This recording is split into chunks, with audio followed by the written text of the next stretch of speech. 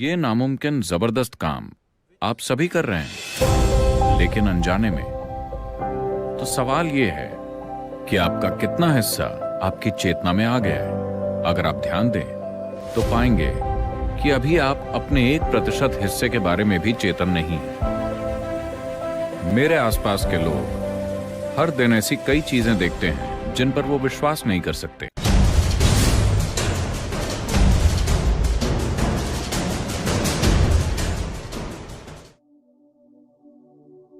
भौतिकता की हमेशा एक सीमा होती है ना? आप इसे स्ट्रेच कर सकते हैं, लेकिन फिर भी भौतिक शरीर की एक सीमा होती है। भौतिक का मतलब ही सीमा है ना? एक भौतिकता का आधार ही सीमित सीमा रेखा है कि नहीं? एक सीमित सीमा रेखा की वजह से ही आप इसे भौतिक कह सकते हैं। अगर आप उस सीमा रेखा को मिटा दें जो किसी भौतिक आकार की है, तो भौतिकता जैसी कोई चीज नहीं रह जाएगी। वो जो असीमित है वो भौतिक नहीं है ना? तो क्या कोई सीमा है? निश्चित रूप से है। प्रकृति ने आप पर बहुत सारी सीमाएं लगा रखी हैं, पर मैं ये बता रहा हूं कि आप नई सीमाएं इजाद कर रहे हैं। इसकी जरूरत नहीं है। प्रकृति ने पहले ही आपके लिए बहुत सारी सीमाएं लगा रखी हैं। आपको और सीमाएं गढ़कर अभी आप जो हैं खुद को उससे और छोटा बनाने की जरूरत नहीं है। एक इंसान ईश्वर और स्वर्ग वगैरह के बारे में इतनी बातें आमतौर पर मूल रूप से इसीलिए होती हैं क्योंकि लोगों ने इंसान होने की विशालता का अनुभव ही नहीं किया है। यही असली समस्या है। अगर आप इंसान होने की विशालता का अनुभव कर रहे होते तो आप दूसरी चीजों के बारे में ज्यादा बातें नहीं करते। ये अपने आप में जबरदस्त है। ये एक दोपहर में मछली को इंसान बना देता है। क्या ये जबरदस्त नहीं है? लेकिन ये इसे अनजाने में कर रहे हैं। अगर वो चेतना के साथ मछली को इंसान में बदल दें तो ये अद्भुत घटना होगी, है ना? है कि नहीं? ये नामुमकिन जबरदस्त काम आप सभी कर रहे हैं, लेकिन अनजाने में। तो सवाल ये है कि आपका कितना हिस्सा आपकी चेतना में आ गया है। अगर आप ध्यान दें तो पाएंगे कि अभी आप अपने 1% हिस्से के बारे में भी चेतन नहीं हैं। अगर कुछ और प्रतिशत चेतना में आ जाए तो अचानक आप जो भी काम करते हैं वो सुपर ह्यूमन लगता है। अब मेरे आसपास के लोग हर दिन ऐसी कई चीजें देखते हैं जिन पर वो विश्वास नहीं कर सकते। तो लोग कहते रहते हैं, सदगुरु क्या आप सुपर ह्यूमन हैं? क्या आप एक इंसान हैं? मैं उन्हें याद दिलाता हूं, This is not about being superhuman. This is about realizing being human is super. ये सुपर ह्यूमन बनने के बारे में नहीं है, बल्कि ये समझने के बारे में है कि ह्यूमन होना ही सुपर है। अब मैं आपको एक कहानी सुनाता हूं। एक आदमी में आध्यात्मिक प्यास जाग उठी। उन दिनों जब आध्यात्मिक प्यास जागती थी तो लोग जंगल में चले जाते थे। तो वो जंगल चला गया और उसने बैठकर ध्यान करने के लिए एक अच्छी सी चट्टान ढूंढ ली।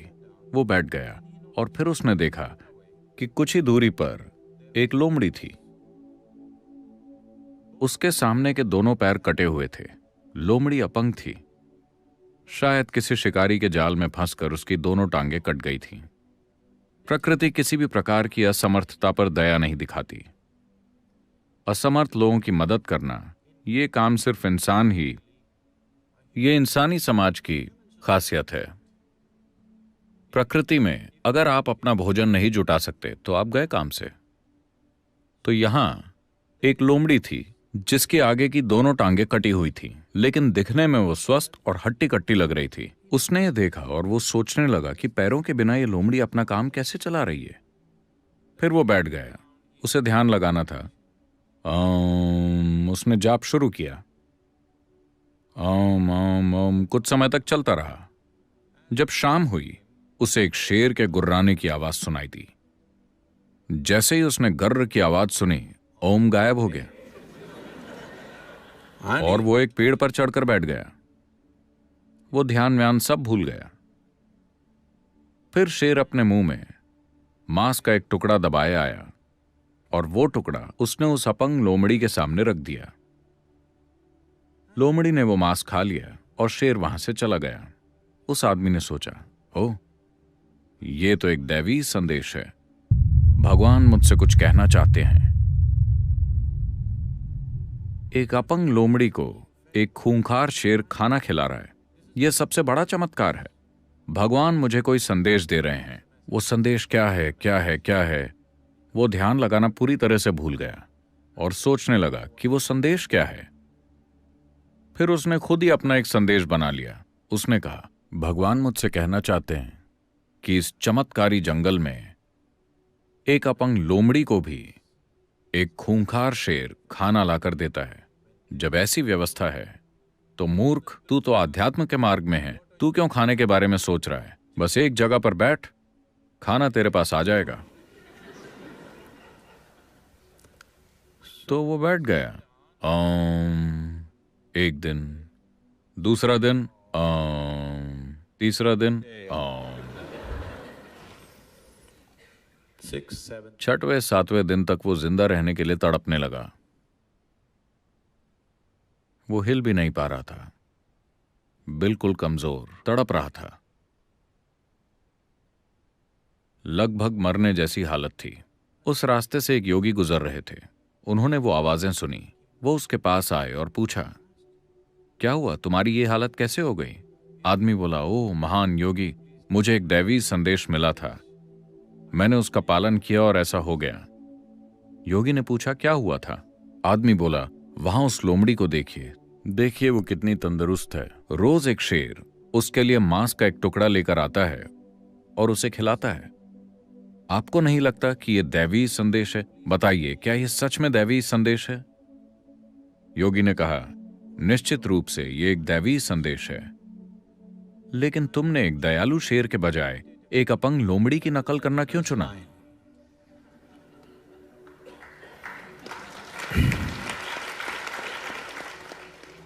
तो ये चुनाव आपको करना है।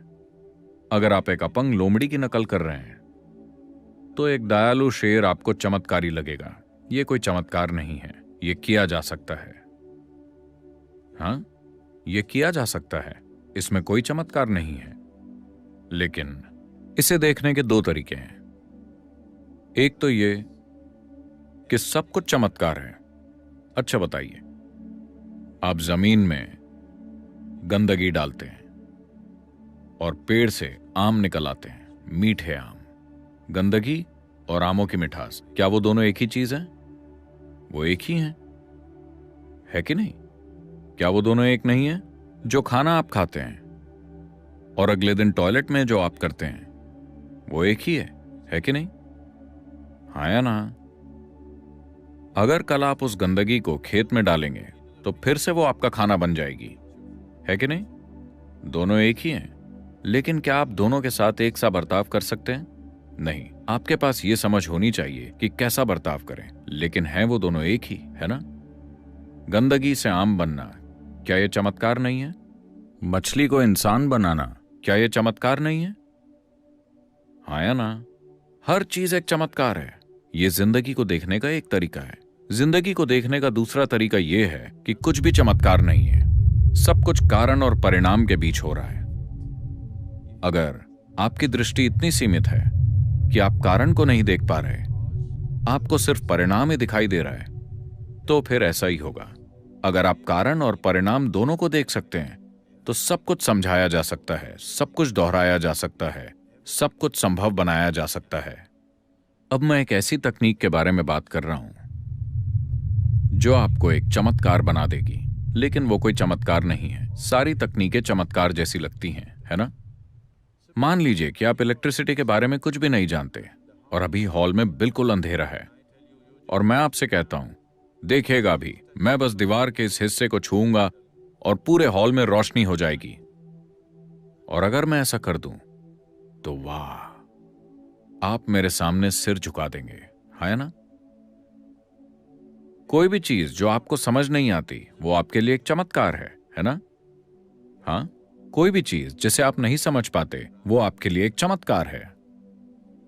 अभी मैं अपनी जेब से एक चीज निकालूंगा। ये बस प्लास्टिक और मेटल से बनी है। और मैं ऐसा करके भारत, अमेरिका या कहीं भी मौजूद किसी व्यक्ति से बात करूंगा। यह चमत्कार है कि नहीं? समस्या यह है कि आप सभी के पास है। अगर ये केवल मेरे पास होता, अगर मेरे पास 1000 साल पहले सेलफोन होता, तो मैं भगवान बन चुका होता। लेकिन ये मेरे पास बहुत देर से आया। अगर 1000 साल पहले मेरे पास एक लाइट बल्ब होता, तो मैं भगवान बन सकता था, लेकिन वो मुझे बहुत देर से मिला। तकनीकें कभी सही वक्त पर नहीं आई, है ना? जो भी चीज आपको समझ नहीं आती, वो आपके लिए एक चमत्कार है। और साथ ही, क्या एक भी ऐसी चीज है जिसे आप पूरी तरह से समझते हैं? मैं चाहता हूं कि आप इस पर गौर करें। क्या आप इस फूल को पूरे तरीके से समझते हैं? समझते हैं? हो सकता है कि 10,000 साल तक आपने बॉटनी पढ़ी हो, लेकिन क्या आप इस फूल को पूरी तरह से समझते हैं? क्या आप अस्तित्व के एक परमाणु को भी समझते हैं? बताइए। नहीं, तो सब कुछ चमत्कार है। अगर आप पर्याप्त गहराई से देखें तो सब कुछ चमत्कारी है। एक स्तर पर सब कुछ समझाया जा सकता है और दूसरे स्तर पर सब कुछ चमत्कारी है। यही जीवन की खूबसूरती है। अगर आप में जरूरी समझ है और जानने की उत्सुकता और जिज्ञासा है, तो आप उसे पूरा समझ सकते हैं और फिर भी उसे देखकर आश्चर्य कर सकते हैं। आप अपनी पूरी जिंदगी इस फूल का अध्ययन कर सकते हैं और फिर भी उसे देखकर हैरान हो सकते हैं। यही अस्तित्व की खूबसूरती है ना? या फिर आप एक मूर्ख भी हो सकते हैं जो इस फूल के बारे में नतीजे निकाल लें और मान लें कि आपको सब पता है। यही अंतर है। आपके जीवन की हर चीज ऐसी ही है कि नहीं? हाँ, आपके जीवन में सब कुछ ऐसा ही है। तो यह चमत्कारी भी है और साधारण भी। इसे समझाया भी जा सकता है और यह समझ से परे भी है। यह इंसान भी है और भगवान भी।